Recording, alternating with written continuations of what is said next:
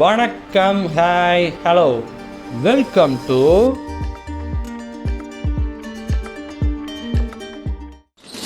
Okay Rishipedia சேனல்லேருந்து எதிர்பாராமல் கேமராவில் சிக்கிய கொடூர விஷயங்கள், மோஸ்ட் ஹாண்டிங் ஃபோட்டோ பாம்ஸ், அந்த வீடியோ தான் பார்க்க போகிறோம். போயிடலாமா? ரொம்ப என்ன சொல்கிறது, பயங்கரமாக பயமுறுத்துறமாக இருக்குன்னு நினைக்கிறேன்.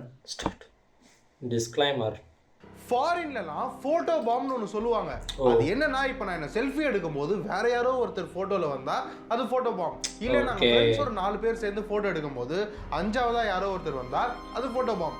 இல்லை ஃபேமிலி ஃபோட்டோ எடுக்க சொல்லி யார்கிட்டயோ கொடுக்குறோம், ஆனால் தூரத்தில் வேற யாரோ ஒருத்தர் ஃபோட்டோவில் வந்திருக்காங்கன்னா அது ஃபோட்டோ பாம். இன்னும் கிளியரா சொல்லணும்னா 7ஆம் அறிவு படத்துல தீம் பார்க் போயிட்டு வந்திருப்பாங்க. சூர்யா சார் முன்னாடி இந்த போட்டோ ஒண்ணுனா பாக்கும்போது எல்லா போட்டோலயுமே ஷர்ட்டும் பேக்ரவுண்ட் பாருங்களேன், அப்படியே அந்த மாதிரி கம்ப்ளீட்டா ஒரு ஷர்ட்டே வைப் அவுட் போட்டோ பாம்ஸ் தான் இன்னைக்கு நம்ம வீடியோல பார்க்க போறோம். நான் தான் Rishi. Welcome to Rishipedia. RB.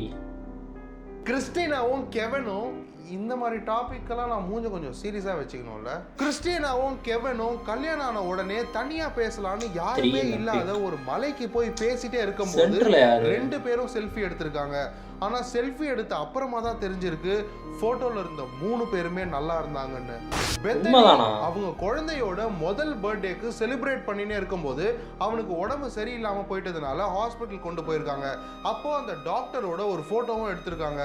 Photo எடுத்த அப்புறமா தான் கொஞ்ச நாளைக்கு முன்னாடி பெத்தனிக்கு அதே ஹாஸ்பிட்டல்ல ஒரு பெண் குழந்தை பிறந்து உடம்பு சரியில்லாம செத்து போயிட்டு கடைசி வரைக்கும் அம்மாவை பிரியாமையே இருக்குன்றது தெரிய வந்திருக்கு.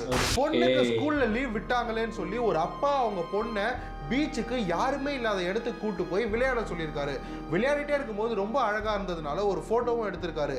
ஆனா அந்த போட்டோவை டெவலப் பண்ண அப்புறமா தான் அந்த பொண்ணுக்கு பின்னாடி பிளாக் பூட்ஸ் போட்டு யாரோ நின்னுட்டு இருந்தது தெரிய வந்திருக்கு. இதெல்லாம் எடிட்டட் பிக்சர்ஸா இல்ல தெரியும், அது எப்படி தெரியாம இருக்கும் இல்லன்னு அப்புறமா போய் விசாரிச்சு பார்த்தா அப்பதான் ரொம்ப நாளைக்கு இல்லன்றாங்க.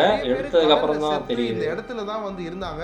அவங்கள அதே இடத்துல புதைச்சிட்டதா, அந்த இடத்துல தான் இந்த பொண்ணு போய் விளையாடினதா சொல்லியிருக்காங்க. 2 ஃப்ரெண்ட்ஸ் ரொம்ப இல்ல போட்டோலயாச்சும் தெரியாதா? போட்டோ எடுக்கும்போது அதெல்லாம் இருக்கும், கேமராலயோ போன்லயோ தான் இருக்கும். ஸ்ட்ரேஞ்சர் கிட்ட போன் கொடுத்து அவங்க 2 பேரையும் போட்டோ எடுக்க சொல்லியிருக்காங்க. ஆனா போட்டோவை பார்த்த அப்புறமா தான் அந்த 2 பொண்ணுங்கள்ல ஒரு பொண்ணோட அம்மா 8 மாசம் முன்னாடி செத்துட்டதாகவும் அவங்களும் அந்த போட்டோக்கு போஸ்ட் கொடுத்திருக்காங்கன்றதும் தெரிய வந்திருக்கு. 1942 ஆலபாமால ஒரு கப்பல் கல்யாணம் பண்ணப்போ எடுத்த போட்டோ பார்த்த அப்புறமா தான் கல்யாணத்துக்கு கூப்பிடாமலேயே யாரோ ஒரு கெஸ்ட் வந்திருக்காங்கன்றது தெரிய வந்திருக்கு.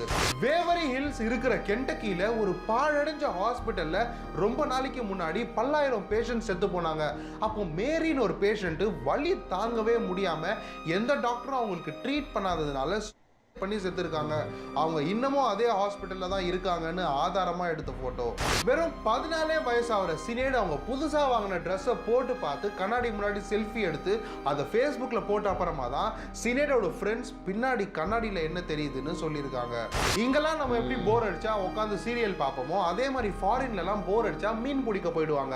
அப்போ ஒரு ஹஸ்பண்ட் மீன் பிடிச்சிட்டே இருந்தப்போ அவங்க ஒய்ஃப் ஒரு போட்டோ எடுத்திருக்காங்க. அந்த போட்டோவை எடுத்து டெவலப் பண்ண அப்புறமா தான் ரொம்ப நாளைக்கு முன்னாடி அவங்க மீன் பிடிச்சிட்டு இருந்த குளத்துல ஒரு சின்ன பொண்ணு விளையாடினே இருக்கும்போது தவறி விழுந்து செத்துட்டதாகவும் அந்த பொண்ணும் அந்த போட்டோல இருந்ததும் தெரிய வந்திருக்கு.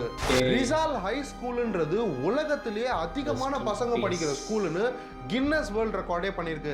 அந்த ஸ்கூல்ல ஒரு 4 பொண்ணுங்க டீச்சர்ஸ்க்கு தெரியாம போனை எடுத்துட்டு வந்து பாத்ரூம்ல நின்று செல்ஃபி எடுத்தப்போ உலகத்திலேயே ஃபேமஸான போட்டோ பாம் ஒன்று நடந்திருக்கு. இது ஃபேமஸ் ஆன உடனேவே ஒரு ஃபேமஸ் நியூஸ் சேனல் இந்த போட்டோ எடுத்து செக் பண்ணி இது டாக்டர் பண்ணதில்ல, இது ஒரிஜினல் போட்டோ தான் சொல்லியிருக்காங்க. அப்போதான் அந்த ஸ்கூலோட பாத்ரூம்ல ரொம்ப வருஷத்துக்கு முன்னாடி ஒரு பொண்ணு பண்ணி செத்துட்டது தெரிய வந்திருக்கு. அதாவது போட்டோல எதுவும் மாடிஃபை எதுவும் பண்ணாம எடிட்டிங் எதுவும் பண்ணாம பெல்லு. நாளைக்கு உங்களை புது வீடியோல வந்து பார்க்குற வரைக்கும் ஒரிஜினல் போட்டோ. மியூசிக் பாருங்களேன், ஒரு மாதிரி மிஸ்ட்ரியான ஒரு ஹாரர் வைபுக்குன்னா அந்த மியூசிக் செம்மையாக செட் ஆகல முடிஞ்சு. ஆக்சுவலாக நிறைய விஷயம் பார்க்கும்போது எனக்கு என்ன தோணுதுன்னா ஒரு மாதிரி எடிட்டட் மாதிரி தான் தெரிஞ்சு பார்க்கும்போது. அது எப்படி ஃபோட்டோ அவங்க தான் எடுப்பாங்க, கேமரா வச்சோ இல்லை மொபைல் வச்சோ எடுக்க போகிறாங்க. எடுத்தால் சரி அங்கே ஆள் இல்லை, ஓகே அங்கே எதுவுமே இல்லைன்னே வச்சுக்குவோம். எடுத்ததுக்கப்புறம் கேமராவில் இருக்க தானே செய்யும், அதை இப்போ எப்படி பார்ப்பாங்க தானே, டெவலப் பண்ணி தான் தெரிஞ்சுக்கணுமா? அதனாலே கேமராலே இருக்க போகுது. ஒருவேளை கேமராலே இருந்திருக்குமா, கேமரா இருந்ததுனால தான் அதுக்கப்புறம் தான் எல்லா சோஷியல் மீடியாலலாம் அப்லோட் பண்ணதுக்கப்புறம் ஃபேமஸ் ஆச்சான்னு தெரில. ஆனால் ஒரு சிலது எடிட்டர் தான் பார்க்கவே தெரிஞ்சு. அந்த ஒரு மரத்துக்கு முன்னாடி ஒரு பேய் வந்து அப்படி பிடிக்க வர மாதிரி இருந்துச்சுல, அதெல்லாம் பக்கா எடிட்டர்னு சொல்கிறதா இல்லை அந்த ஷேப் அப்படி தான். ஆனால் ஒரு சில மேகம் பார்க்கப்பட்டுருக்கும்ல, மேகங்கள்லாம் ஒரு சில நேரம் பார்த்தீங்கன்னா ஏதாச்சும் ஒரு உருவம் கொடுக்கும். நம்ம மரத்துலையும் சரி நெருப்பு எரியும் போதும் சரி ஏதாச்சும் ஒரு உருவம் மாதிரி தெரியும். அதே மாதிரி மரத்தில் தெரிஞ்ச மாதிரி இருந்துச்சு. நிறைய இது கொஞ்சம் நம்புற மாதிரி தான் இருக்குது பார்க்க. அந்த அந்த மீன் பிடிக்கும் போது அந்த சைடில் ஒரு குப்பை மாதிரி கிடந்துச்சுல, அந்த ஒரு குழந்தை ஏதோ இறந்ததா சொல்லி, அது கூட ஓகே, அது நம்ம அது உண்மை மாதிரி தான் தெரியுது பார்க்கும்போதுமே சரி. அந்த விஷயம் அவர் சொல்கிறதே உண்மை மாதிரி தான் தெரியுது. ஆனால் அதில் பாதி இது கொஞ்சம் ஃபேக்கான மாதிரி தெரிஞ்சுச்சு. ஆனால் எல்லாமே ட்ரெண்டானதான் எடுத்து போட்டிருக்காரு. பாப்புலரான ஃபோட்டோ பாம்ஸை தான் எடுத்து போட்டிருக்காரு. ஃபோட்டோ பாம் அந்த வேர்டே இப்போ தான் கேட்குறேன் நான். கேட்டிருக்கேன்னா என்னன்னு தெரில. ஆனால் அதுக்கான அர்த்தம் இப்போ தான் தெளிவாக புரியுது அவர் சொன்னது. ஏன்னா நம்ம ஒரு ஃபோட்டோ எடுப்போம், அதில் தேவையில்லாத ஆள் இல்லை சம்மந்தம் இல்லாத எதிர்பார்க்காம ஏதாச்சும் ஒரு ஆளோ பொருளோ ஏதோ ஒன்று இருக்கிறது தான் அந்த ஃபோட்டோவில் இருக்கிறது தான் ஃபோட்டோ பாம் அப்படின்றது. சில செம்ம இன்ட்ரெஸ்டிங்காக இருந்துச்சு, நல்லா இருந்துச்சு. அந்த ஒரு வைபாக இருக்கட்டும், லாஸ்ட்டு அந்த மியூசிக்காக இருக்கட்டும் செம்மையாக இருந்துச்சு. ரிஷிபீடியா சேனல்லேருந்து இனிமேல் நிறைய வீடியோஸ் பார்க்கலான்னு தோணுது. நீங்கள் ஏதாச்சும் ஒரு வீடியோ சஜஸ்ட் பண்ணுங்கள், பார்க்கலாம். நல்லா இருக்குது. அந்த ஹாரர் வைபாக இருக்கட்டும், அந்த மிஸ்ட்ரி எலமெண்ட்ஸ்லாம் நல்லா இருந்துச்சு கேட்கும்போது. ஓகே, இதே மாதிரி அடுத்த வீடியோவில் பார்க்குறேன். Bye guys.